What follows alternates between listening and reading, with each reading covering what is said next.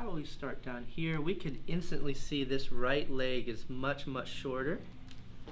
So we're going to look at sacrum right here.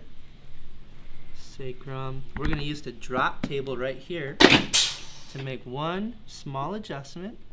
Good job, Thor. All right. Pushing down, a lot more level. Got it. Now we're looking at your thoracic spine, buddy. These nerves right here go to your tummy. They go to your kidneys. They help you digest food. Got it. We're going to use our activator to adjust this thoracic vertebra right here.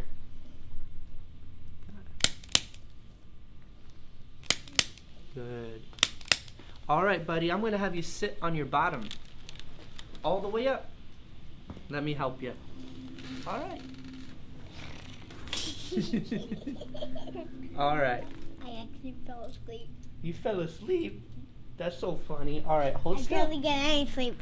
All right, hold still. Any night. All right, here's C1 right there. Got it.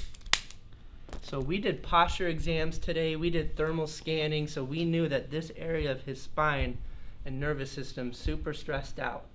All right, you're all clear, buddy. Let's go to the zoo. All right. That's the kid adjustment.